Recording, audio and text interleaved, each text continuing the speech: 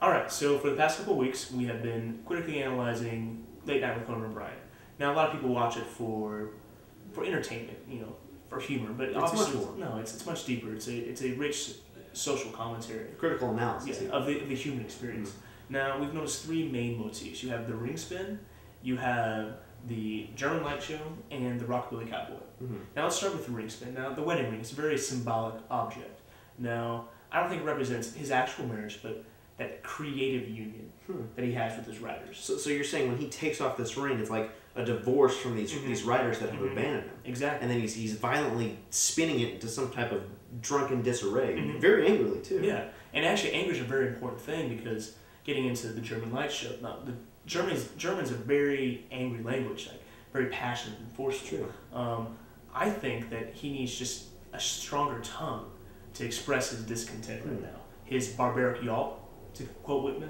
Okay, that's very interesting. Are you saying that Conan is foreseeing the future, that if this strike continues, he might start a show overseas in Munich for a second? Actually, that's a very interesting point because I think he'd do very well there. Because Germany has a very rich history of social acceptance. Oh yeah, that's true. Which actually, the foreign market is actually an interesting point because that brings us to the rockabilly cowboy. Now, Japan, like, there's always Japanese script. Say number 3 in Osaka, Japan. Like, I really don't know. Like, Conan O'Brien doesn't speak Japanese. Who's going to be writing in Japanese? I would venture to say Japanese writers. Exactly. So wait, are you telling me that Conan is not writing these subtitles? I'm saying Conan O'Brien is outsourcing writing to Japan. That's a very serious accusation. So you're saying that this overseas it's not the future? I say it's the very present. Wow.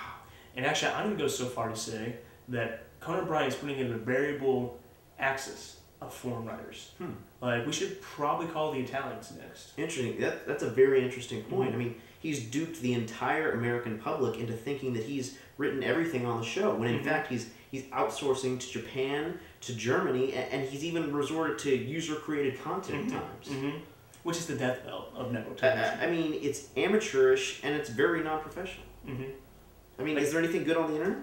No, like, have you seen YouTube recently? You know, I would say that all these things combined are going to lead to the evident demise of Conan O'Brien. Really? Which will lead to the demise of Chuck Norris. Which will eventually lead to the demise of Mike Huckabee. Ergo, the demise of Conan O'Brien will lead to the demise of Mike Huckabee. So you're saying Conan O'Brien, in one way, shape, or form, will kill Mike Huckabee?